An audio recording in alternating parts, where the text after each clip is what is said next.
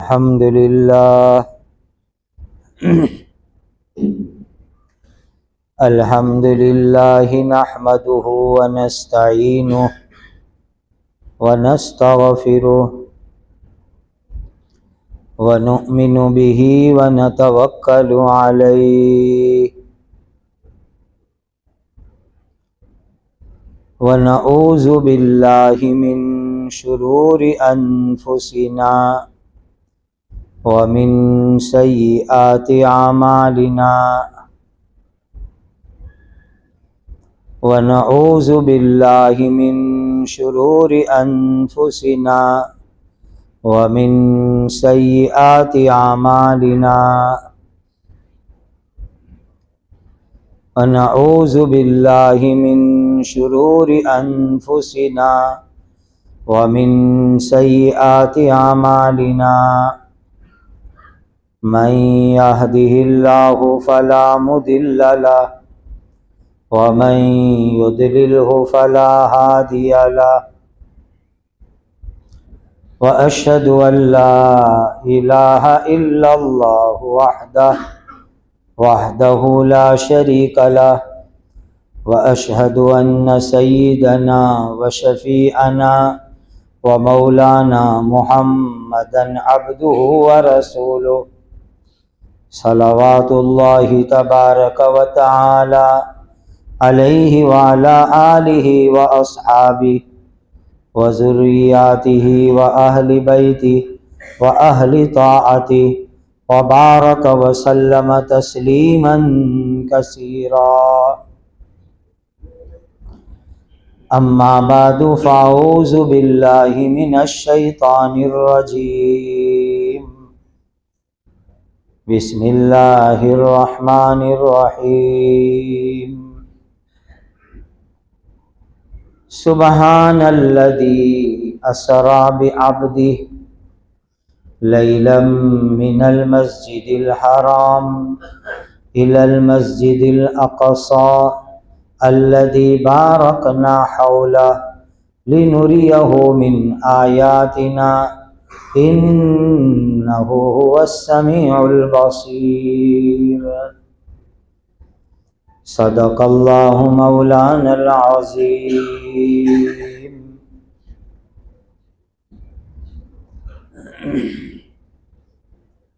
قرآن مجید میں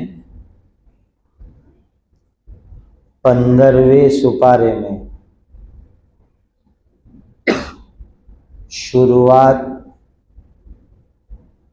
نئی سورت سے ہوتی ہے اور اس سورت کا نام ہے سورہ اسراء۔ اسراء کا معنی یہ ہے رات میں سفر کرنا، اور اس سورت کا نام سورہ اسراء اس لیے ہوا اللہ تعالیٰ کے آخری نبی حضرت محمد الرسول اللہ صلی اللہ علیہ وسلم کا ایک عجیب سفر ہوا، اور اس سفر کی کچھ کارگزاری اللہ تعالیٰ نے قرآن میں بیان فرمائی۔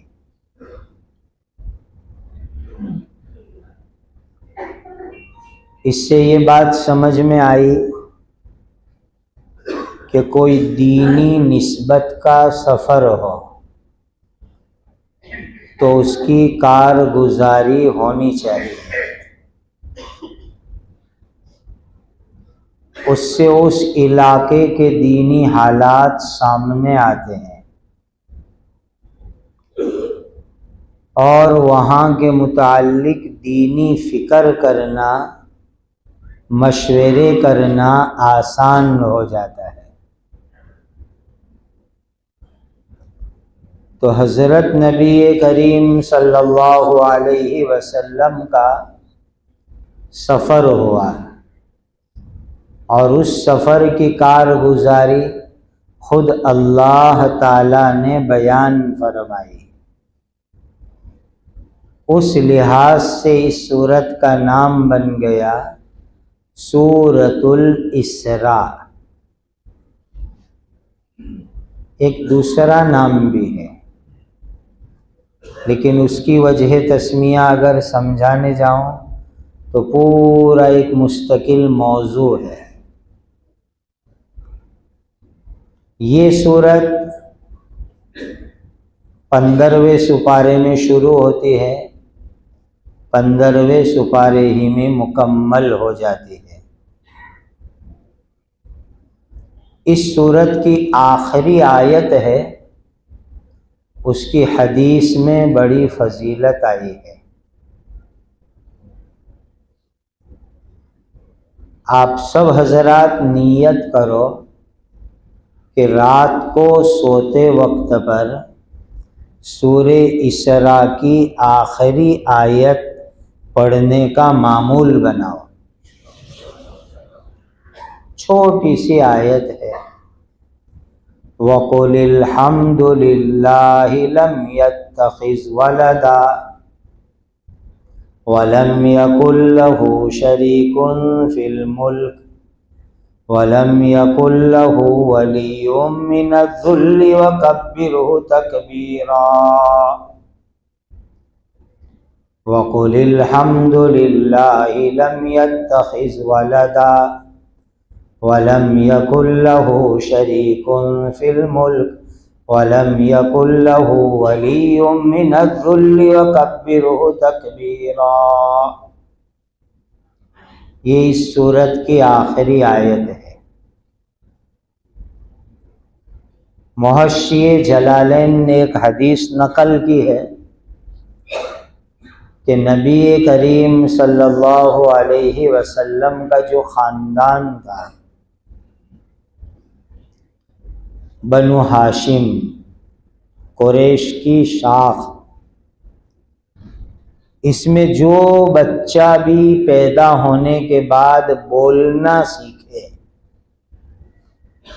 تو اس بچے کو نبی کریم صلی اللہ علیہ وسلم یہ آیت سب سے پہلے یاد کراتے تھے۔ لہٰذا یہ سنت عمل ہوا کہ بچے جب بولنے سیکھے تو کلمہ طیبہ سکھاؤ اور ساتھ میں یہ آیت سکھلا دو، الحمدللہ الذی لم یتخذ ولدا ولم یکن لہ شریک فی الملک ولم یکن لہ ولی من الذل وَكَبِّرْهُ تَكْبِيرًا۔ پڑھو اللہ اکبر۔ اس آیت پر اللہ اکبر پڑھنا مستحب ہے، چونکہ ترجمہ ہے وَكَبِّرْهُ تَكْبِيرًا، اللہ کی بڑائی بیان کرو، اور اللہ تعالیٰ کی بڑائی ہوتی ہے اللہ اکبر کے مبارک کلمے سے۔ اسی لیے یہ سنت بھی اپنے گھروں میں زندہ کرو کہ بچے بولنا سیکھے، کلمہ طیبہ سکھاؤ اور ساتھ میں اس کو یہ آیت سب سے پہلے یاد کرا دو، تو انشاءاللہ اس بچے کی شرک سے زندگی بھر حفاظت ہو جائے گی۔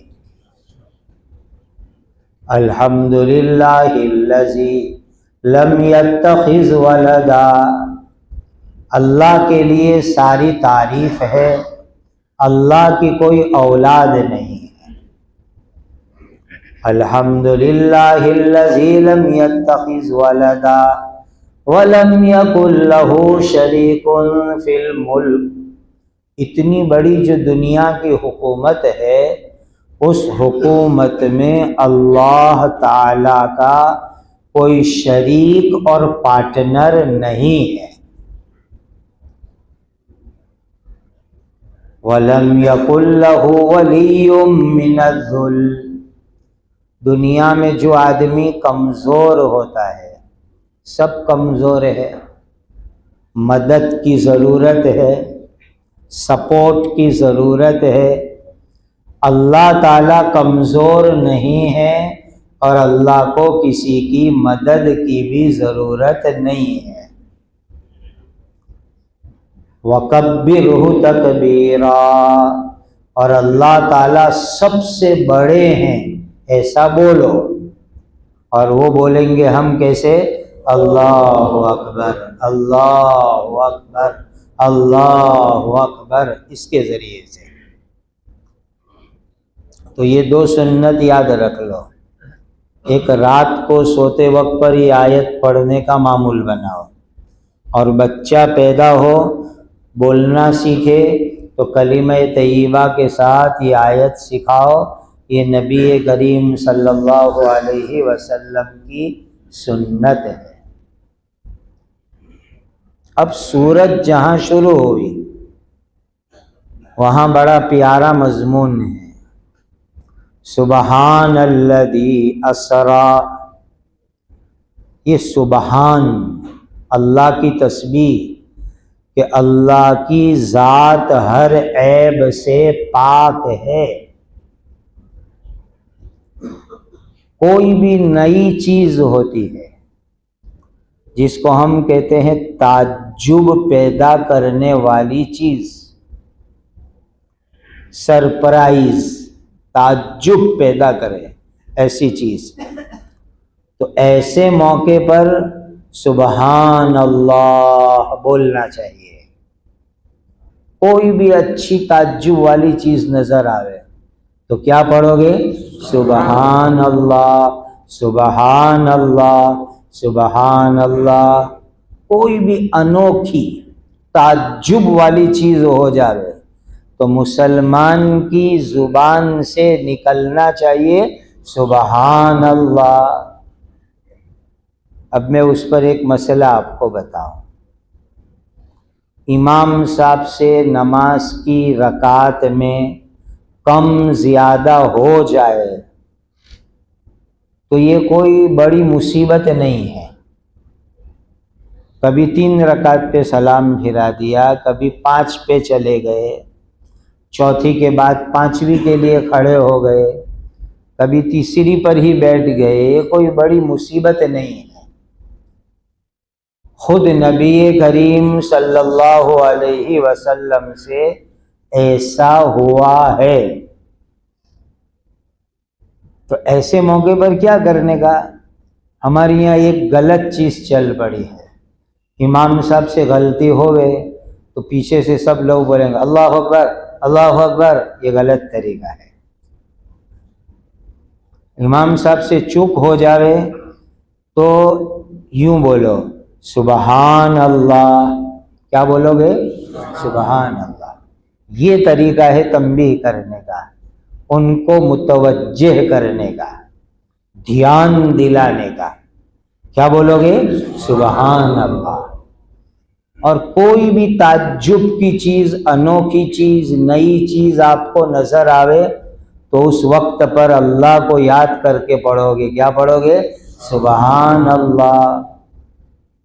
تو یہیں سے یہ سورت شروع ہوئی، سبحان الذی۔ چونکہ آگے بہت زبردست تعجب کی بات ہے۔ کیسی تعجب کی بات ہے؟ ابھی پچھلے دنوں چندریان گیا تھا نا، چندریان۔ ہمارے ملک کے ویگنانکوں نے ایسا چندریان بنایا کہ چندر کے اوپر وہ پہنچ گیا۔ تو لوگ بہت باتیں کر رہے تھے۔ میں نے لوگوں کو ایک بات سمجھائی ان دنوں جمعہ کے بیانوں میں، ارے مسلمانوں، چاند تو بہت نیچے ہیں، چاند سے ہزاروں لاکھوں مائل اوپر آسمان میں ہے، بہت نیچے ہیں چاند۔ زمین سے چلو تو چاند آئے گا، اس کے بعد سورج آئے گا، اس کے بعد ستارے آئیں گے، اس کے بعد آسمان پہلا آئے گا۔ اور آپ لوگوں نے مارک کیا، دھیان کیا کہ چندریان ہمارے ملک سے چلا، اور کہتے ہیں کہ چاند پر پہنچنے میں اس کو پورے 40 دن لگے ہیں۔ آپ نے اخباروں میں پڑھا ہوگا۔ تو میں نے وہاں مرکز پر بیان میں یوں کہا کہ چندریان نے بھی چلہ لگا دیا ہے، پورے 40 دن لگے زمین سے لے کر کے چاند تک پہنچنے میں۔ اب آگے سنا، چاند اتنا نیچے ہے اور وہاں تک پہنچنے میں 40 دن 40 رات اس کو لگی۔ قربان جاؤں کملی والے آقا حضرت محمد الرسول اللہ صلی اللہ علیہ وسلم کے اوپر، چاند سے بھی اوپر، سورج سے بھی اوپر، ستاروں سے بھی اوپر، پہلے آسمان، ساتوں آسمان، ساتوں آسمان کے اوپر جنت، جہنم، عرش، کرسی، اتنا لمبا چوڑا سفر ایک رات کی چند منٹ کے اندر حضور نے کر لیا، چند منٹوں میں۔ ہم لوگ تو ایسا ایمان رکھتے ہیں، ہم تو چاند سے آگے کا ایمان رکھتے ہیں، اور وہی بات اللہ نے یہ کارگزاری بیان فرمائی، سبحان الذی اسری بعبدہ لیلا من المسجد الحرام الی المسجد الاقصی۔ یہاں علماء ہے، طلباء ہے، وہ عربک گرامر سمجھتے ہیں۔ لیلن کے اوپر تنویر تنکیر کے لیے ہے، جو تقلیل کے معنی میں ہے۔ کیا مطلب نکلے گا؟ کہ اللہ کے نبی صلی اللہ علیہ وسلم نے اتنا لمبا چوڑا سفر کیا تو پوری رات نہیں لگی، آدھی رات نہیں لگی، رات کی چند منٹوں کے اندر اتنا لمبا چوڑا سفر اللہ نے کرا دیا۔ یہ ہمارا ایمان ہے۔ اب یہ مبارک سفر کیسے شروع ہوا؟ مکۃ المکرمہ میں حضرت نبی پاک صلی اللہ علیہ وسلم کی چچا کی بیٹی حضرت علی رضی اللہ تعالی عنہ کی بہن، ان کا نام تھا حضرت ام ہانی رضی اللہ تعالی عنہا۔ ان کے مکان میں نبی کریم صلی اللہ علیہ وسلم رات میں آرام فرما رہے تھے۔ اتنے میں یہ چھت ہے، یہ چھت یوں پھٹ گئی، کھل گئی، اور اوپر سے حضرت جبرائیل امین آئے اور نبی کریم صلی اللہ علیہ وسلم کو اٹھایا۔ حضور آرام فرما رہے تھے، جگا دیا۔ نبی کریم صلی اللہ علیہ وسلم وہاں سے اٹھتے، اور حتیم آپ جانتے ہیں، اللہ آپ کو بھی اور مجھے بار بار مکہ لے جاوے، مدینہ پاک لے جاوے، وہ جانے کی جگہ ہے۔ تو وہاں حتیم جو کعبہ کے پاس ہے، وہیں سامنے زمزم کا کنواں بھی ہے۔ اب تو پیک کر دیا زمزم کا کنواں، پہلے تھا کھلا تھا بالکل، ہم نے بھی الحمدللہ دیکھا۔ ڈائریکٹ کنویں کے اوپر موٹر لگی ہوئی تھی، پانی اس میں سے نکلتا تھا، نیچے جانے کی سیڑھیاں تھیں، مردوں کے لیے الگ، عورتوں کے لیے الگ، مطاف کے اندر۔ تو جہاں حتیم ہیں وہاں آ کے نبی کریم صلی اللہ علیہ وسلم پھر سے سو گئے۔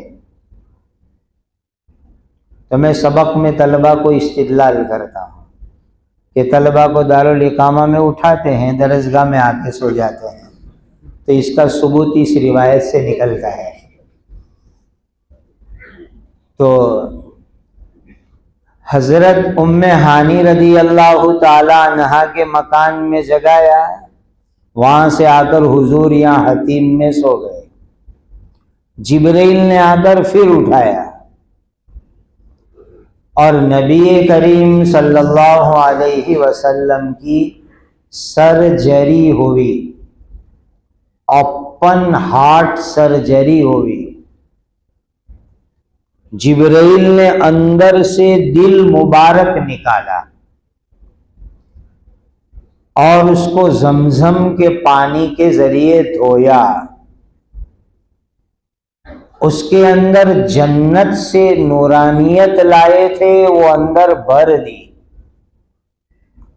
اور پھر دل اندر رکھ کر کے تانکے لگا دیے، اور ایک جانور لائے تھے جس جانور کا نام تھا براق۔ براق یہ عربک لینگویج کے اندر برق سے ہے۔ برق یہ چمکتی بجلی کو کہتے ہیں، بارش کے اندر جو بجلی چمکتی ہے اس کو عربی میں برق کہتے ہیں، اسی پر سے یہ براق ہے۔ اور براق کو براق اس لیے کہتے ہیں کہ جتنی اسپیڈ سے بجلی چمکتی ہے براق اتنی اسپیڈ سے چلتا ہے۔ اتنی اسپیڈ آج تک سائنس والے نہ راکٹ بنا سکے، نہ اس طرح کا کوئی یان بنا سکے، اور قیامت تک بنا بھی نہیں سکیں گے، جتنی اسپیڈ براق کی ہے۔ یہ چھوٹا سا جانور جیسے گدھا ہوتا ہے، گھوڑا ہوتا ہے، دونوں کے بیچ میں، گھوڑے سے چھوٹا گدھے سے بڑا، بجلی کی طرح لائٹ کی طرح چمکتے ہوئے دوڑنے والا، یہ جنت کا جانور ہے۔ اس پر نبی پاک صلی اللہ علیہ وسلم کو بٹھایا اور جبرائیل ساتھ میں لے کر کے چلے، اور مکۃ المکرمہ سے وہ براق پر حضور بیٹھ کے اڑے۔ اللہ خود کارگزاری بیان فرماتے ہیں، سبحان الذی اسری بعبدہ لیلا من المسجد الحرام الی المسجد الاقصی۔ اب یہاں ایک بہت بڑی سوچنے اور سمجھنے کی بات ہے، اللہ کرے وہ میری آپ کی زندگی میں آ جائے۔ اتنا عجیب سفر، اتنا بڑا شاندار انوکھا سفر، بڑا کام، لیکن جب اس کو اللہ قرآن میں بیان فرما رہے ہیں تو وہاں اللہ نے یہ نہیں فرمایا کہ ہم اپنے نبی کو، اپنے رسول کو، اپنے حبیب کو اتنے بڑے سفر میں لے گئے۔ سبحان الذی اسری برسولہ، سبحان الذی اسری بنبیہ، سبحان الذی اسری بحبیبہ وخلیلہ، ایسا لفظ نہیں آیا۔ کیا فرمایا؟ بعبدہ۔ بتلانا یہ ہے کہ نبی ساتوں آسمان کے اوپر جاوے، اللہ کے عرش پر جاوے، لیکن نبی کا کمال یہ ہے کہ وہ اللہ کے بندے بن کر کے رہے۔ بس یہ بندہ بننا ہمارے اندر آ جاوے، بندہ ہونا آ جاوے۔ آج ہم سب ہے، بندہ نہیں ہے۔ جس دن بندے بن جائیں گے، بندہ کس کو کہتے ہیں؟ جو اپنے اللہ کی مرضی پر زندگی گزارے، اس کو بندہ کہتے ہیں۔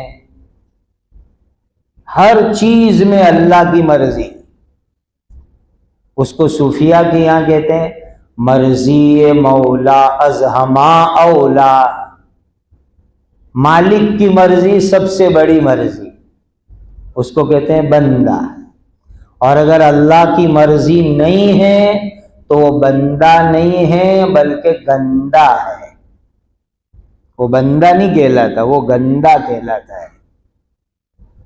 اور عجیب شان، بعد والی صورت میں بھی حضور کی یہی صفت آئی، سورہ کہف کے شروع کے اندر، الحمدللہ الذی انزل علی عبدہ الکتاب، وہاں بھی وہی صفت آئی عبد والی۔ پھر آگے چلو تو سورہ مریم شروع ہو رہی ہے، تو وہاں پر بھی اللہ کے ایک نبی کے لیے عبد کی صفت آ رہی ہے، وہاں بھی معلوم ہوا کہ انسان کا کمال یہ ہے کہ وہ اللہ کا بندہ بن کر کے زندگی گزارے۔ اور بندہ اس کو کہتے ہیں جو ہر بات اللہ تعالی کی مانے، اپنے رب کی مرضی پر چلے، اپنی من مرضی کے اوپر نہ چلے، اس کو بندہ کہتے ہیں۔ اور اللہ کرے کہ اللہ ہمیں اپنا سچا بندہ بنا دے۔ آپ کلمہ شہادت پڑھتے ہو نا، تو کبھی کلمہ شہادت پر دھیان دو، غور کرو، کیا پڑھتے ہیں؟ اشہد اللہ الہ الا اللہ واشہد ان محمدا عبدہ ورسولہ۔ عبد پہلے، رسول بعد میں، یہ کلمہ شہادت ہے۔ پڑھو کلمہ شہادت، ایمان تازہ کرو۔ اشہد اللہ الہ الا اللہ واشہد ان محمدا عبدہ ورسولہ۔ عبد پہلے، رسول بعد میں۔ تو اللہ ہمیں بھی اپنا بندہ بنا دے۔ تو یہاں سے براق اڑی مکۃ المکرمہ سے، اور اڑتے اڑتے اڑتے اڑتے 2-3 جگہ اسٹاپ کیا، اور پھر جہاں مسجد اقصی ہے، قدس ہے، بیت المقدس، بیت المقدس، قدس، اس کے قریب میں ایک جگہ پر بھی براق اترا۔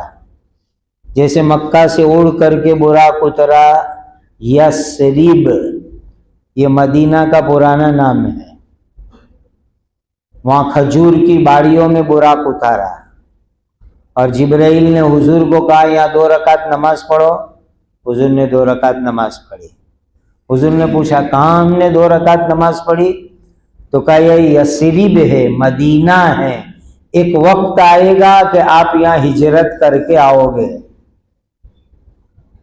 تو زمین والی ہجرت سے پہلے معراج میں حضور نے یہاں 2 رکعت نماز پڑھی تھی مدینہ پاک میں۔ پھر وہاں سے آگے چلے، براق اڑی تو بیت اللحم میں رکی بھی براق۔ بیت اللحم انگریزی میں بیت الحم کہتے ہیں، عربی میں بیت اللحم کہتے ہیں۔ گجراتی چوپڑیوں میں بھی میں نے پڑھا تو وہاں بھی بیت الحم ہی لکھا ہوا ہے۔ یہ مسجد اقصی کا جو منبر ہے، محراب ہے، اس سے تقریباً 8-10 مائل دور ہے بیت الحم۔ اور یہ وہ جگہ ہے جہاں اللہ کے نبی حضرت عیسیٰ علیہ السلام پیدا ہوئے تھے، ان کی ولادت ہوئی تھی۔ یہ پوری ہسٹری سمجھتے جاؤ، اس مبارک جگہ کی، مبارک علاقے کی میں آپ کو ہسٹری، اتہاس، تاریخ بتلا رہا ہوں۔ کہ جہاں مسجد اقصی ہے اس کا محراب ہے، محراب سے 8 سے 10 مائل دور ہے، پہاڑ پر ہے، اور یہ وہ جگہ ہے جہاں حضرت عیسیٰ علیہ السلام کی پیدائش ہوئی تھی، اور وہ جگہ کا بھی اللہ نے قرآن میں تذکرہ فرمایا ہے۔ یہ سب قرآن کی یادگار جگہیں وہاں پر ہیں، متبرک جگہیں۔ وَاذْكُرْ فِي الْكِتَابِ مَرْيَمَ إِذِ انتَبَذَتْ مِنْ أَهْلِهَا مَكَانًا شَرْقِيًّا۔ یہ مکاناً شرقیہ کا میننگ مسجد اقصی کی مشرقی جانب، یعنی پورو دشا، ایسٹ سائڈ، وہاں بیت الحم ہے، عیسیٰ علیہ السلام کی پیدائش کی جگہ ہے، وہاں بھی براق اتری تھی، اور وہاں بھی نبی کریم صلی اللہ علیہ وسلم نے 2 رکعت نماز پڑھی تھی۔ یہ سب ہسٹریکل پوائنٹ اپنے مائنڈ میں سیٹ کرو۔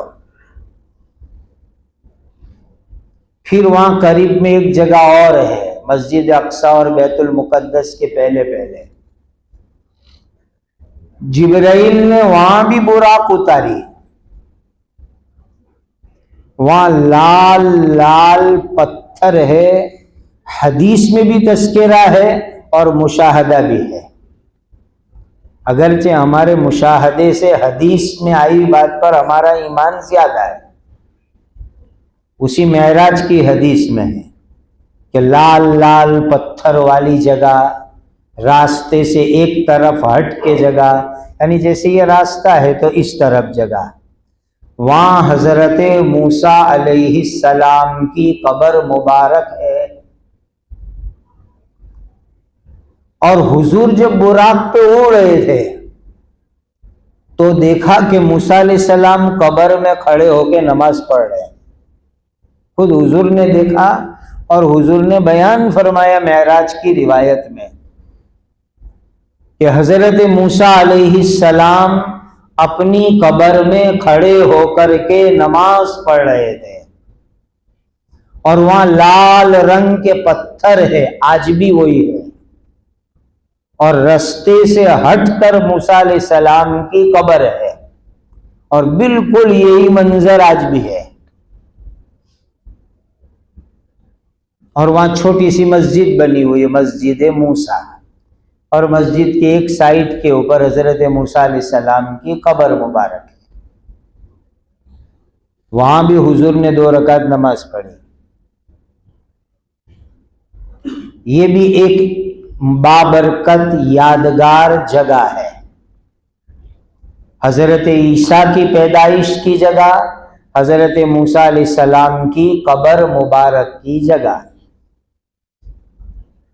پھر نبی کریم صلی اللہ علیہ وسلم کی براق جو اڑی تو اس کا لاسٹ سٹاپ، آخری اسٹیشن دنیا کا، جگت کا، یہ قدس ہے، بیت المقدس ہے، بیت المقدس ہے۔ اب ذرا فرق سمجھ لو یاد اچھی طرح، جنرلی لوگ فرق نہیں سمجھتے۔ فرق کیا ہے؟ مسجد اقصی الگ ہے اور قدس بیت المقدس الگ ہے، دونوں الگ الگ چیزیں۔ مسجد اقصی ایک خاص جگہ کا نام ہے، بڑی عالیشان مسجد ہے ماشاءاللہ، نیچے بیزمنٹ ہے، لمبا چوڑا بھوئرا ہے نیچے، اور اوپر بھی مسجد ہے، نیچے بھی مسجد ہے، اور اس کا جو گنبد ہے وہ گرین کلر کا ہے۔ مسجد اقصی کا گنبد گرین، ہرے رنگ کا ہے، اور اسی مسجد اقصی میں حضرت نبی کریم صلی اللہ علیہ وسلم معراج کی رات کے اندر پہنچے تھے، اور وہ کارگزاری اللہ نے قرآن میں بیان فرمائی۔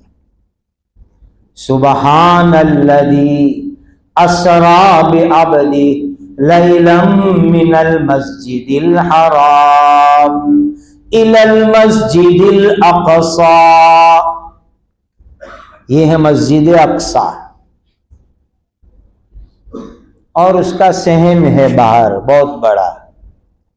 اب نیچے جو بیزمن ہے، بوئرو جس کو کہتے ہیں، وہ نبی کریم صلی اللہ علیہ وسلم کے مبارک زمانے میں جب حضور معراج میں تشریف لے گئے تو وہاں پر حضور نے نماز پڑھائی تھی۔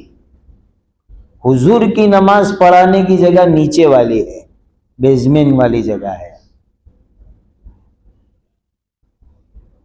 جب ہم بیزمن کی سیڑھیاں نیچے اتر رہے تھے، اللہ کے گھر میں بیٹھا ہوں، اللہ کو گواہ رکھ کے کہتا ہوں، ایسا لگ رہا تھا کہ نور کا سمندر ہے اور اس میں ہم داخل ہو رہے ہیں۔ آج بھی، اور کیوں نور نہ ہو؟ جہاں تمام انبیاء علیہ السلام جمع ہوئے، حضرت آدم علیہ السلام سے لے کر آخری نبی حضرت محمد الرسول اللہ صلی اللہ علیہ وسلم تک سارے انبیاء جمع ہو گئے، سارے نبی جمع ہو گئے، اور بھی کتنی بڑی بڑی ہستیاں جمع ہوئی اور حضور نے امامت کرائی، فرشتے بھی موجود وہاں پر۔ تو وہ نورانیت، وہ برکت، وہ انوار قسم خدا کی آج بھی وہاں موجود ہے۔ اور اس کی جو سیلنگ ہے، چھت ہے، اس میں سنگ مرمر کے اتنے بڑے بڑے پتھر لگے ہوئے ہیں، اتنے بڑے بڑے، لمبائی میں بھی موٹائی میں بھی اتنے بڑے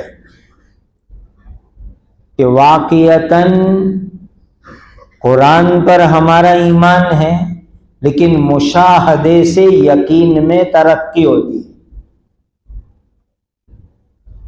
تو جب وہ بڑے بڑے پتھر دیکھے تو یقین میں ترقی ہوتی ہے، یقین بڑھ جاتا ہے کہ اتنے بڑے بڑے پتھر اتنی بڑی چھت کے اوپر لگانا یہ انسان کے بس کی بات نہیں ہے۔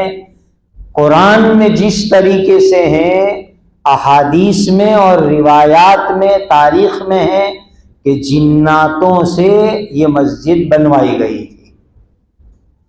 حضرت سلیمان علیہ السلام نے جناتوں سے یہ بنوایا تھا، تو وہ سمجھ میں وہاں دیکھنے کے بعد آتا ہے۔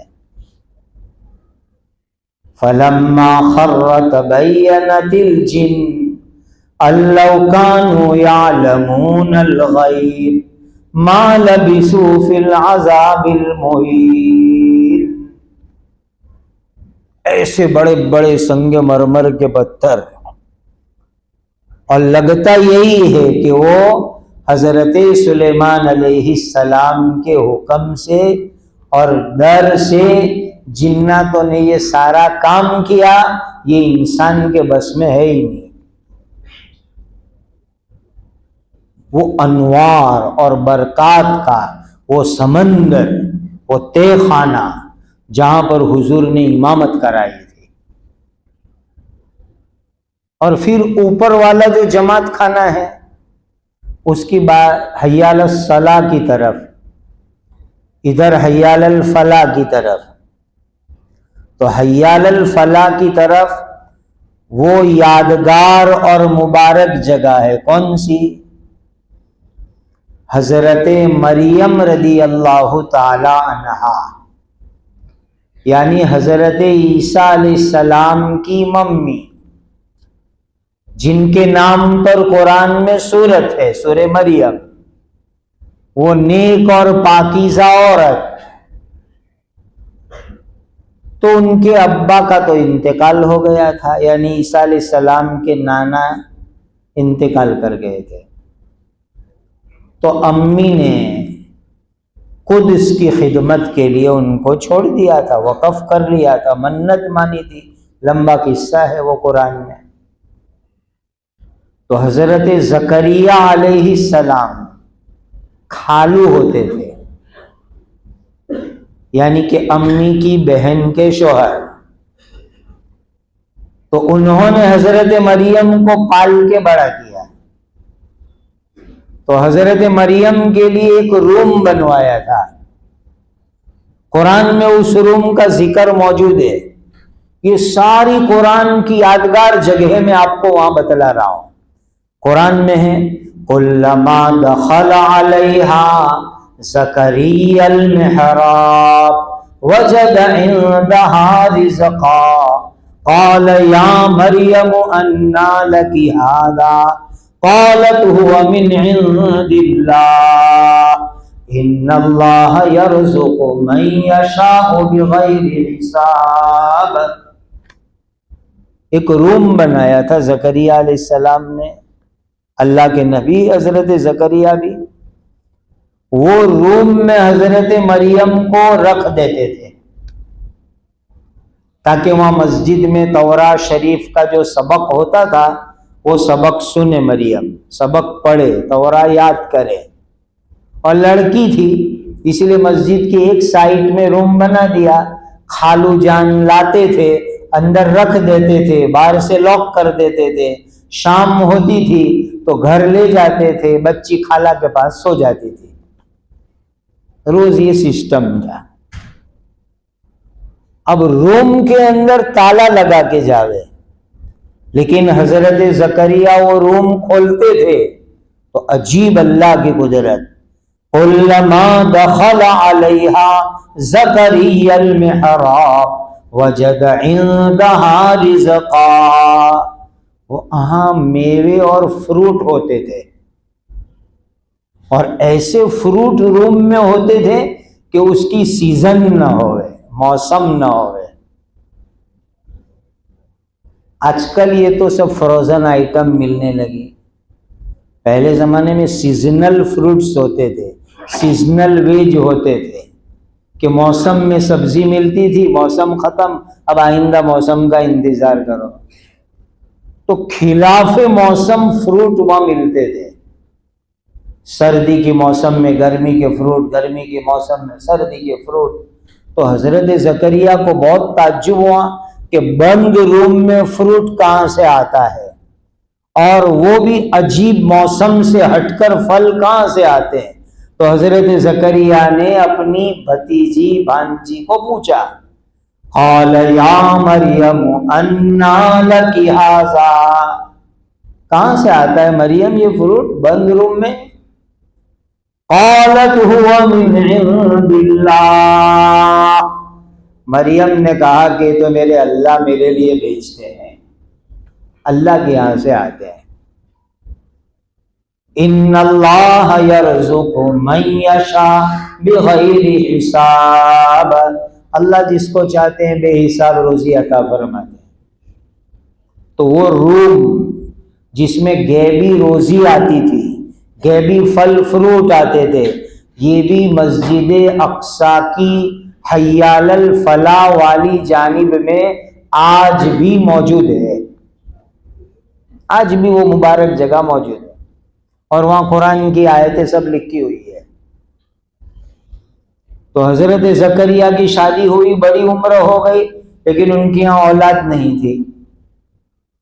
تو انہوں نے دیکھا کہ مریم کے روم میں بے موسم پھل آتے ہیں، تو میں بڈھا ہو گیا، بے موسم اللہ مجھے اولاد دے دے گے، وداؤٹ سیزن بچے آ جاوے میرے یہاں. تو انہوں نے وہیں دعا مانگنا چالو کر دیا. ہنالک دعا زکریا ربہ، وہی زکریا علیہ السلام نے دعا مانگی اللہ سے. قال رب هب لي من لدنك ذرية طيبة إنك سميع الدعاء. کیا دعا مانگی؟ اے اللہ میں بڈھا ہو گیا، میری بیوی بڈھی ہو گئی، لیکن آپ اپنے خزانے سے مجھے نیک اولاد عطا فرماؤ. اسی روم میں بیٹھ کے دعا مانگی، رب هب لي من لدنك ذرية طيبة إنك سميع الدعاء.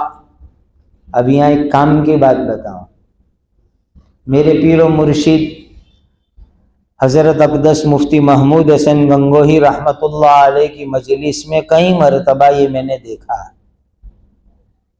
کہ لوگ آتے تھے، حضرت شادی ہو گئی، بچے نہیں ہو رہے ہیں، تو حضرت ان کو یہی آیت سکھاتے تھے کہ یہ آیت شوہر اور بیوی ہر نماز کے بعد 7 مرتبہ پڑھنے کا معمول بناؤ، اللہ تمہارے یہاں نیک اولاد عطا کریں گے۔ تو جن کو بھی اولاد نہیں ہوتی ان سب کو آیت یاد کرا دو، دونوں میاں بیوی کو، رب ہب لی من لدنک ذریۃ طیبہ انک سمیع الدعاء، اے اللہ آپ اپنے خزانے سے نیک اولاد عطا فرماؤ، آپ دعاؤں کو سننے والے ہیں۔ نماز بعد 7 مرتبہ پڑھنے کا معمول بنا۔ وہ مبارک روم جہاں حضرت مریم کے لیے جنت کے فروٹ آتے تھے، حضرت زکریا کی اولاد کی دعا قبول ہوئی، وہ بھی اسی مسجد اقصی کی حی علی الفلاح والی جانب میں موجود ہے۔ اور آگے سنا، یہی حضرت مریم جب بڑی ہو گئی، جوان ہو گئے، 13 سال کے قریب کی کچھ عمر، تفسیر کی کتابوں میں الگ الگ اقوال ہیں، تو وہی جھاڑی جنگل میں گئی ہوئی تھی حیض کے غسل کے لیے، اور اللہ تعالیٰ نے اپنی قدرت سے بغیر شادی کے، بغیر زنا کے، بغیر مرد کے بیٹا عطا فرمایا، اور وہ بیٹا حضرت عیسیٰ علیہ السلام ہے۔ بغیر مرد، بغیر شادی، بغیر زنا، اللہ نے اپنی قدرت سے مریم کو بیٹا عطا فرمایا۔ تو مریم جنگل میں سے بیٹے کو لے کر کے آئی، تو جیسے لے کر کے آئی تو لوگ جمع ہو گئے، خاندان والے، رشتہ دار سب، اور جمع ہو کر کے کیا کہنے لگے، یا اخت ہارون ما کان ابوک امرأ سوء وما کانت امک بغیا،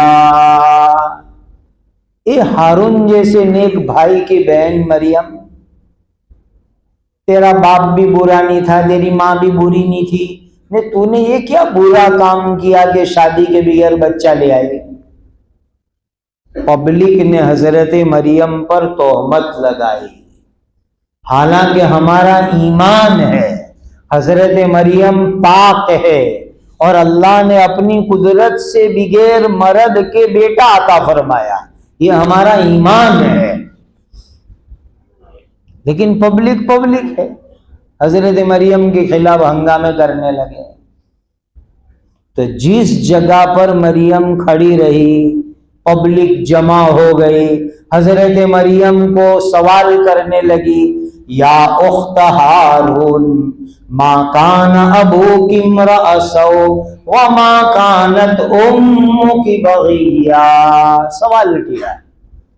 تو اللہ نے جواب سکھا کے بھیجا تھا کہ مریم لوگ پوچھنے آئیں گے کہ یہ بچہ کہاں سے آیا شادی کے بغیر، تو اللہ نے جواب کیا سکھایا تھا، تم کو بولنے کا نہیں، چپ رہنے کا، اور کوئی بھی آدمی تمہارے خلاف فتنہ، ہنگامہ، اشکال، اعتراض کھڑا کرے تو ایسے گندے لوگوں کو جواب مت دو، اسی میں خیر ہے، اپنے کام میں لگے رہو، یہ قرآن نے طرز سکھایا ہے۔ تو حضرت مریم نے کیا کیا، اللہ کے حکم کے مطابق فَأَشَارَتْ إِلَيْهِ، اپنے بچے کی طرف اشارہ کیا، مجھے کائی کو پوچھتے ہو، یہ بچے کو پوچھو تو کہاں سے آیا ہے، بچے کو پوچھو، اور صاف کہہ دیا انی نذرت للرحمن صوما فلن اکلم اليوم انسیا، آج میں نے روزہ رکھا ہے، منت مانی ہے نہیں بولنے کی، میں نہیں بولوں گی، بچے کو پوچھو تو کہاں سے آیا۔ او زمانے کی شریعت میں ایسے سب مسئلے تھے، اس بچے کو پوچھو۔ تو حضرت عیسیٰ علیہ السلام ابھی تو پیدا ہوئے 2-4 دن ہوئے، 2-4 دن کا بچہ، ماں کی گود میں، ماں کی چھاتی سے دودھ پی رہا ہے، اور جب پبلک نے حضرت مریم پر سوال اٹھایا کہ بچہ کہاں سے آیا اور مریم نے اشارہ کیا، تو حضرت عیسیٰ علیہ السلام اپنی ماں کا دودھ پینا چھوڑ دیا اور دائمی کروٹ پر پلٹ گئے، آسمان کی طرف انگلی کی اور انگلی کر کے جواب دینا شروع کیا۔ 2-3 دن کا بچہ تقریر کرتا ہے، بیان کرتا ہے، اور ایسا زبردست بیان کیا کہ اللہ نے قیامت تک کے لیے وہ بیان قرآن میں جمع فرما دیا۔ کیا بیان کیا عیسیٰ علیہ السلام نے؟ قال انی عبد اللہ آتانی الکتاب وجعلنی نبیا وجعلنی مبارکا اینما کنت وأوصانی بالصلاة والزکاة ما دمت حیا وبرا بوالدتی ولم یجعلنی جبارا شقیا والسلام علی یوم ولدت ویوم اموت ویوم ابعث حیا۔ یہ بیان ہے عیسیٰ علیہ السلام کا۔ آج کے بڑے بڑے عقل مند لوگ ایسا بیان نہیں کر سکتے جو 2 دن کے بچے نے ماں کی گود میں بیٹھ کر کے بیان کیا۔ جہاں پبلک نے حضرت مریم کو سوال کیا اور حضرت عیسیٰ علیہ السلام نے بولا، اور وہ بیان جو قرآن میں موجود ہے وہ جگہ بھی مسجد اقصیٰ کی حی علی الفلاح والی جانب میں نیچے کی طرف موجود ہے۔ وہاں ایک چبوترا ہے، چبوترے کے اوپر پتھر کا ایک گہوارہ بنا ہوا ہے، کہتے ہیں کہ اسی جگہ پر یہ واقعہ پیش آیا تھا۔ یہ جگہ بھی حی علی الفلاح کی طرف موجود ہے۔ بڑی یادگار، بڑی متبرک، عجیب عجیب تاریخ ہے۔ تو یہ تو میں آپ کو ایک بیچ میں فرق سمجھا رہا تھا کہ مسجد اقصیٰ اور قدس میں فرق ہے۔ مسجد اقصیٰ الگ ہے، قدس کس کو کہتے ہیں؟ بیت المقدس، بیت المقدس، قدس، وہ سمجھو ایک پورے ایریے کا نام ہے۔ جیسے کہ آپ کا جوگیشوری ایک ایریا ہے، اس طریقے سے ایک پورے ایریے کا نام ہے۔ مومن نگر سے بھی بہت بڑا ایریا ہے۔ میری کارگزاری والی کتاب میں اس کے کلومیٹر لکھے ہوئے اس وقت یاد نہیں، تو وہ پورا ایریا ہے جس کو بیت المقدس کہتے ہیں، چاروں طرف دیوار ہے۔ یہ پورے ایریے کو بیت المقدس اس لیے کہتے ہیں کہ خود اللہ تعالی نے بیان فرمایا کہ یہ پورا ایریا برکت والا اور پاکیزہ ہے۔ خود اللہ تعالی نے بیان فرمایا۔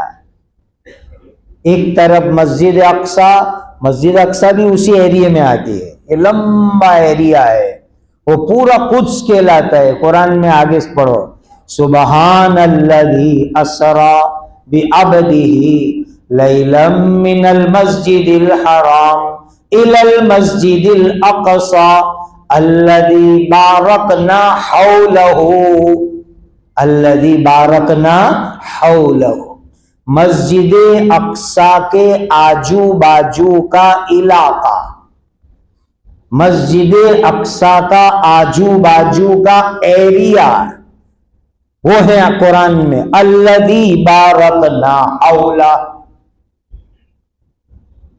اور یہ پورے ایریے کو خود اللہ فرماتے ہیں کہ جس کو ہم نے بڑا برکت والا بنایا ہے، الذی بارکنا حولہ، پورا ایریا برکت والا اللہ نے بنایا ہے۔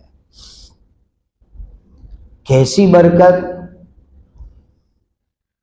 حضرت علامہ شبیر احمد صاحب عثمانی رئیس المفسرین کی ایک بات میں نے خود سنی، اس میں حضرت نے ایک عجیب بات بیان فرمائی کہ یہ ایریا کیسے برکت والا بنا، وہ بھی عجیب سننے کی چیز ہے۔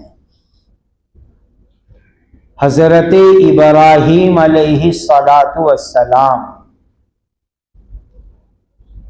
ان کا وطن عراق تھا،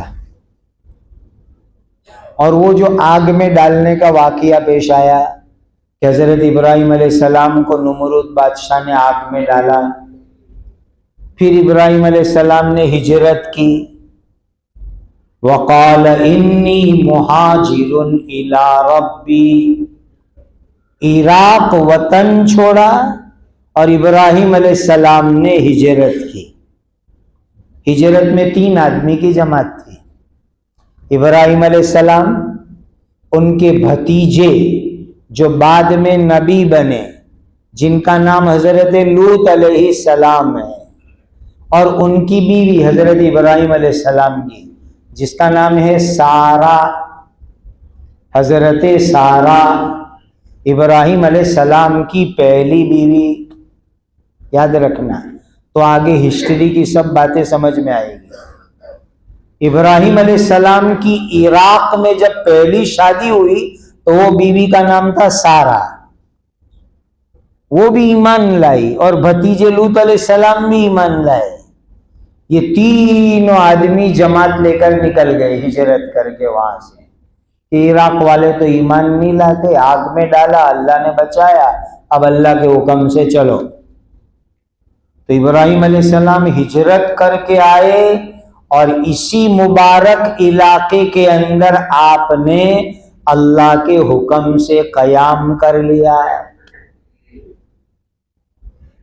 یہی ایریے میں قیام کیا جہاں ابراہیم علیہ السلام نے قیام کیا ہجرت کے بعد۔ اس جگہ کا نام ہے مدینۃ الخلیل۔ مدینہ سٹی کو کہتے ہیں، خلیل کے معنی اللہ کے دوست، یعنی ابراہیم علیہ السلام کے نام پر سے وہ سٹی کا نام بن گیا مدینۃ الخلیل۔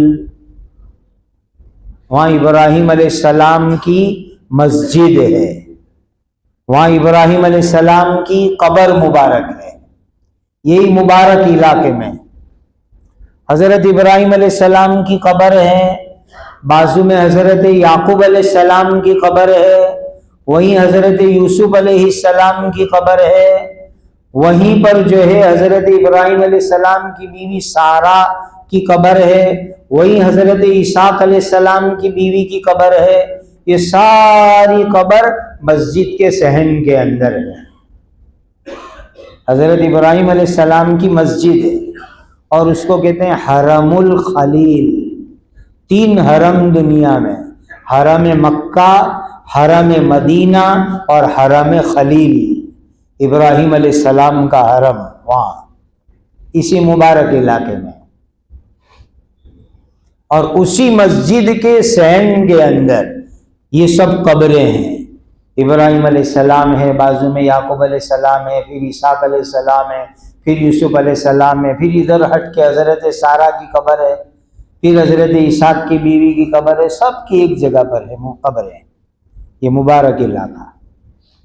تو حضرت ابراہیم علیہ السلام جب عراق سے ہجرت کر کے آئے تو ایک دن اللہ تعالیٰ نے فرمایا، ایک پہاڑ کا نام لیا، اس پہاڑ پہ چڑھو ابراہیم، اللہ کا حکم۔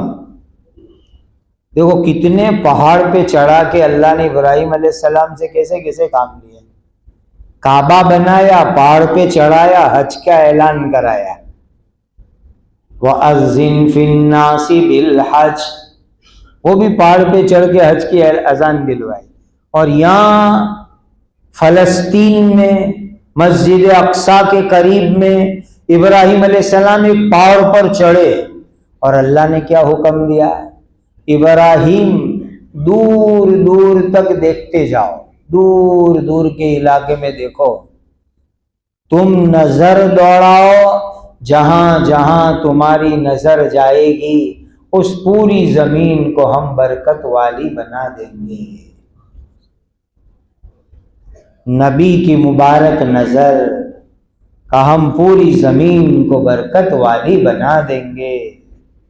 یہ پورا علاقہ جو مبارک بنا یہ حضرت ابراہیم علیہ السلام کی مبارک نظروں کی برکت سے بنا. کہتے ہیں نا اللہ والوں کی نظر سے زندگیاں بن جاتی ہیں, زمین بھی مبارک ہو جاتی ہے. یہ پوری زمین متبرک بنی. الذی بارکنا حولہ لنریہ من آیاتنا.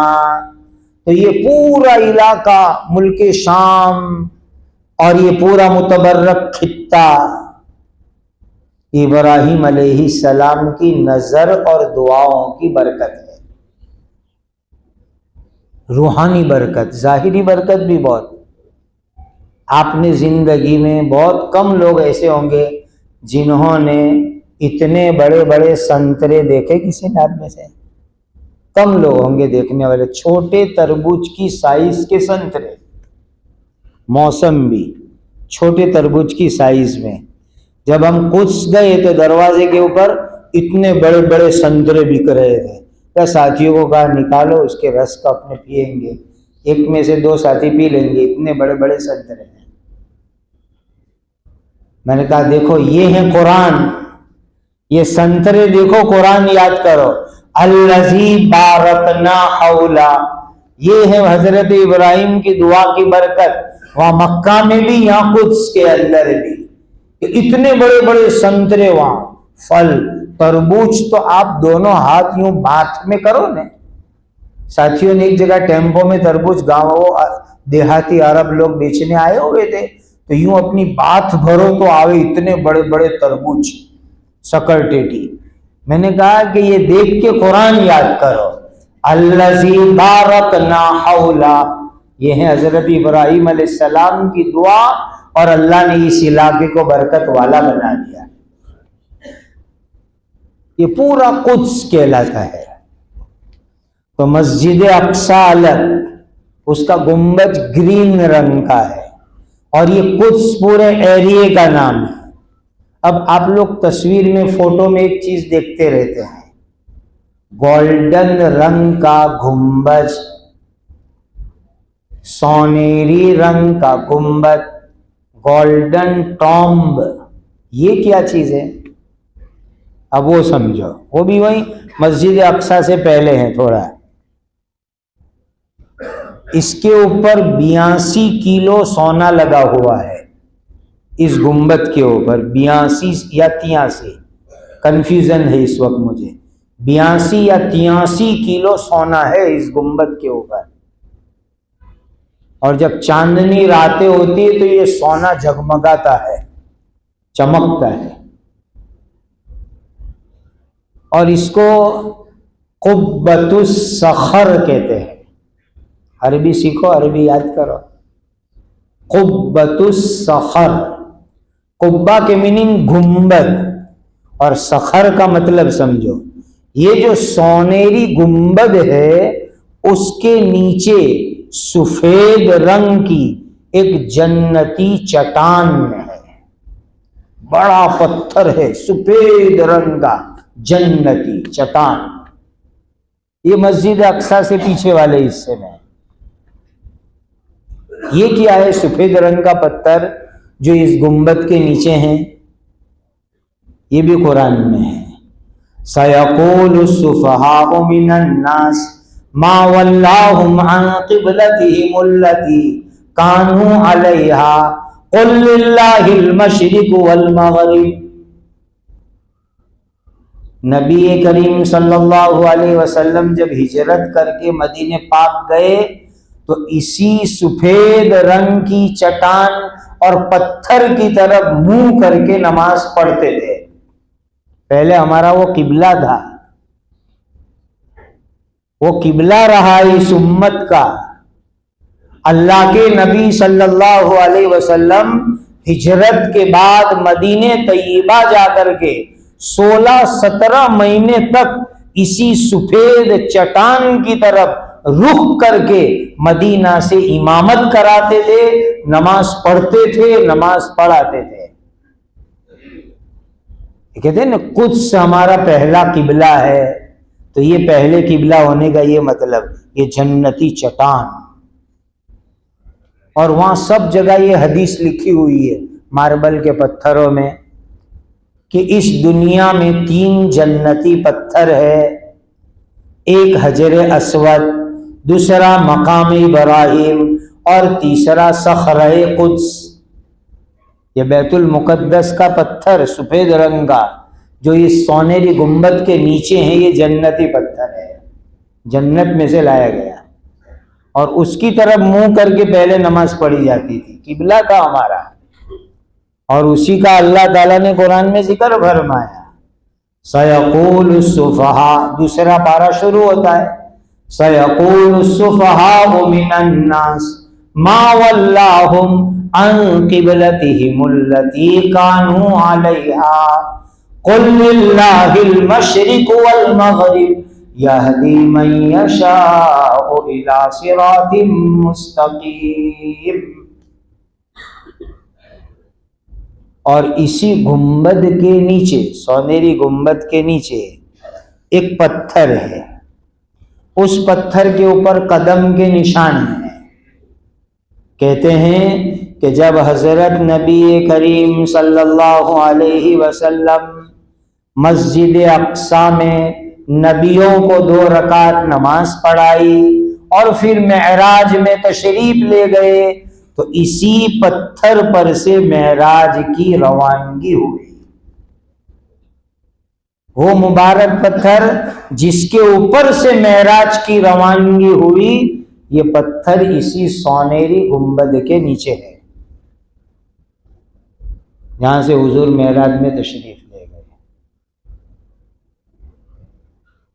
اور ایک بات اور یاد رکھو، قیامت کا دن آئے گا، حضرت اسرافیل سور پھونکیں گے،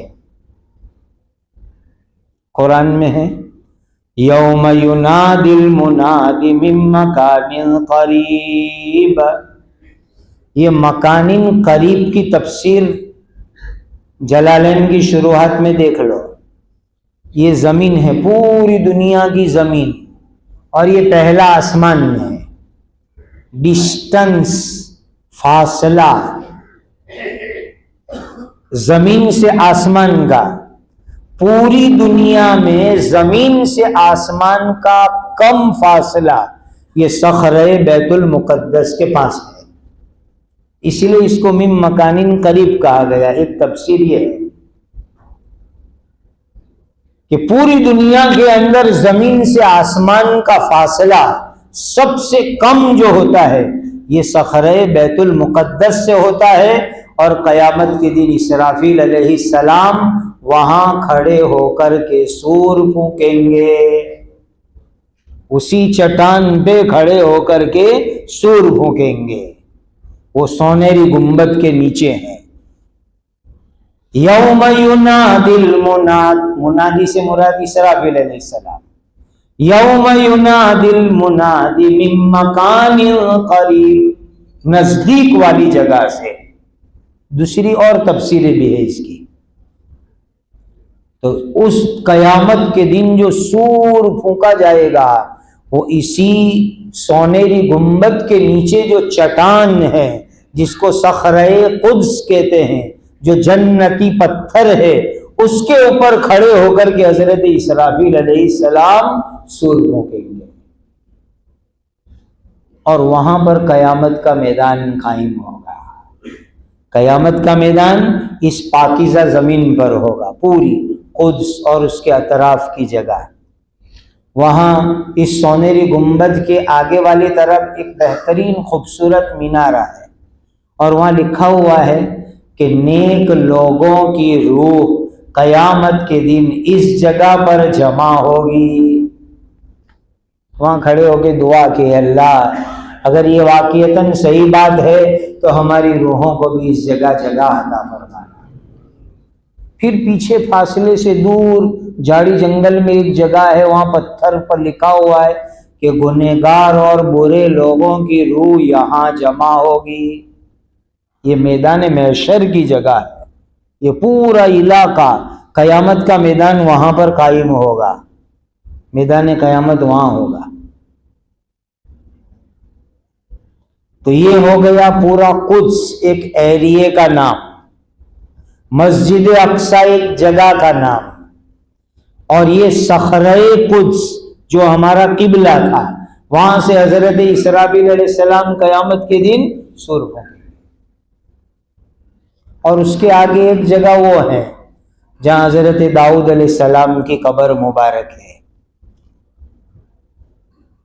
اور داؤد علیہ السلام کی قبر پر سفید خوبصورت ماربل لگے ہوئے ہیں۔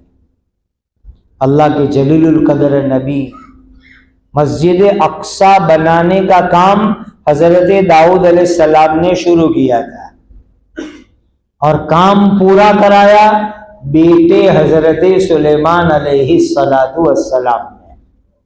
باپ نے کام شروع کیا، بیٹے نے کام پورا کرایا مسجد اقصی بنانے کا، اور اس میں جناتوں سے بھی کام لیا، وہ بھی ایک لمبا قصہ قرآن میں، فَلَمَّا خَرَّ تَبَيَّنَتِ الْجِنُّ أَن لَّوْ كَانُوا يَعْلَمُونَ الْغَيْبَ مَا لَبِثُوا فِي الْعَذَابِ الْمُهِينِ۔ باپ بیٹے کے ذریعے مسجد اقصی بنی، اور آپ کو شاید حدیث کی یہ بات معلوم ہو نہ ہو، جب میرے اور آپ کے پیارے آقا حضرت محمد الرسول اللہ صلی اللہ علیہ وسلم کا مدینہ منورہ میں انتقال ہوا، تو سوموار کے دن جب حضور کا انتقال ہوا، یہ 9-10 بجے صبح میں، تو حضرت ابوبکر صدیق رضی اللہ تعالیٰ عنہ فجر کی نماز پڑھائی حضور کے حکم سے۔ حضور تو بیمار تھے، اس دن ان کی ایک بیوی دور رہتی تھی مدینہ میں، اس کی باری تھی دوسری بیوی کی، تو حضور کو دیکھا، ملاقات کی، پھر حضور کی اجازت لی، اور اجازت لے کر کے حضرت ابوبکر صدیق وہاں چلے گئے بیوی کے یہاں، دوسری بیوی کے یہاں، اور حضور کا انتقال ہو گیا۔ تو اس زمانے میں اتنی ہارڈ اینڈ فاسٹ سروس تھوڑی تھی ٹرانسپورٹ کی اور کمیونیکیشن کی، تو حضرت ابوبکر صدیق کو آنے میں دیر ہوئی، تو یہاں مدینہ میں صحابہ میں یہ مشورہ ہوا کہ حضور کی قبر مبارک کہاں بناوے۔ تو بہت سے صحابہ نے یہ رائے دی کہ حضور کا جنازہ مبارک ہم قدس لے جائیں گے، بیت المقدس لے جائیں گے، اس لیے کہ وہ نبیوں کی زمین ہے، انبیاء کی قبریں ہیں، اور انبیاء کرام وہاں آرام فرما رہے ہیں، اسی لیے نبیوں کی جگہ پر حضور کی قبر بنائیں گے، اور یہاں سے وہاں لے جائیں گے حضور کے جنازے کو، اور وہاں لے جا کر کے دفن کریں گے۔ یہ مشورے میں بات آ چکی، اور حضرت ابوبکر صدیق رضی اللہ تعالیٰ عنہ آ گئے، اور آ کر کے حضرت ابوبکر صدیق نے فرمایا کہ یہ مشورہ کرنے کی کوئی ضرورت نہیں، میں نے خود نبی کریم صلی اللہ علیہ وسلم سے سنا ہے کہ نبی کا جس جگہ انتقال ہوتا ہے اس جگہ نبی کی قبر بنتی ہے۔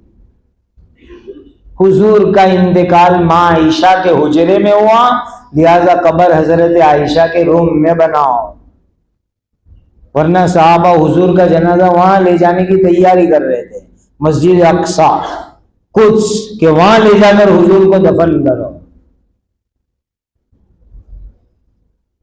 اور ایک بات، امواس نام کا ایک چھوٹا سا شہر ہے، امواس قریب میں ہے، پہاڑ پر ہے، خوبصورت جگہ ہے۔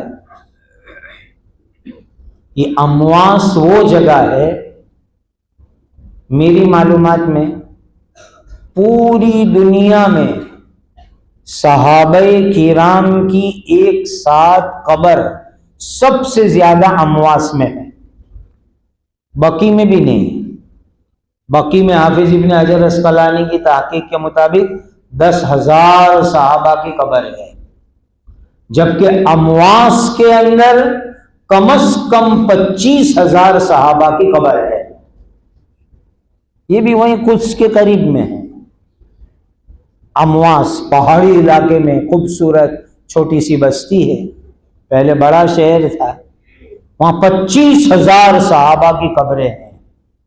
اور کیسے 25,000 صحابہ کی قبر بنی؟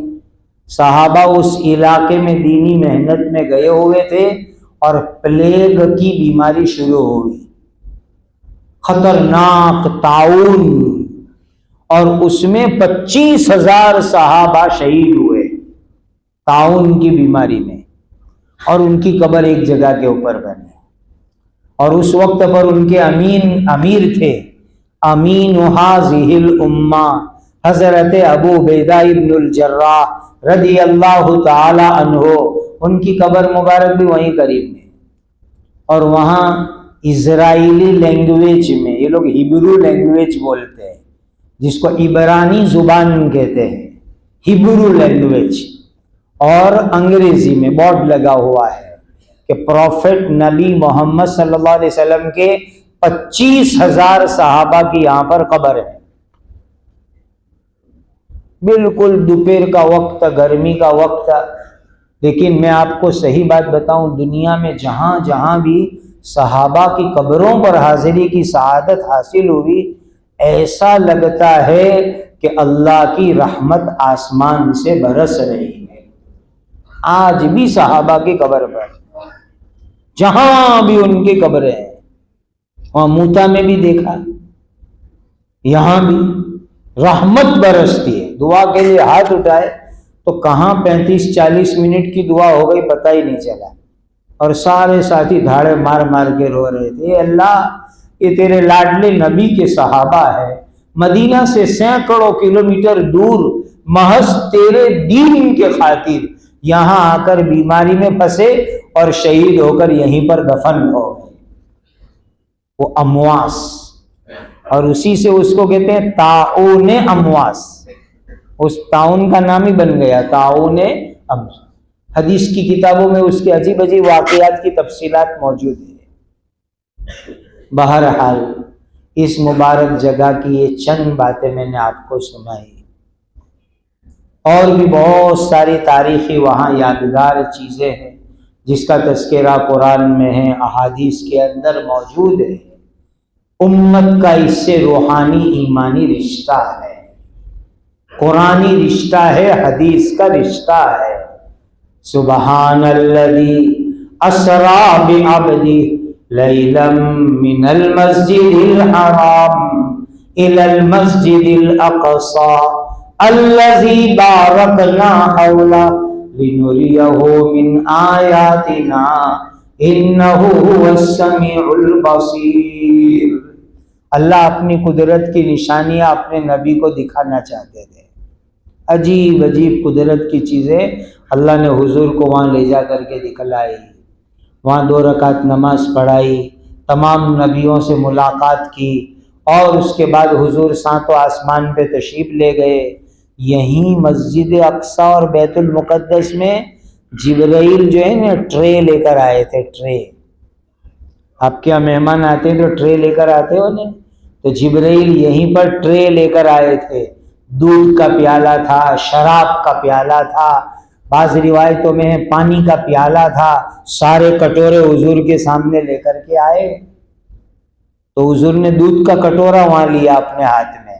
یہ واقعہ اسی مبارک جگہ کا ہے، مسجد اقصی میں امامت کرائی، قدس میں، اور پھر جبرائیل ٹرے کے اندر، جنتی ٹرے کے اندر باؤل میں دودھ لائے، شہد لائے، پانی لائے، شراب لائے،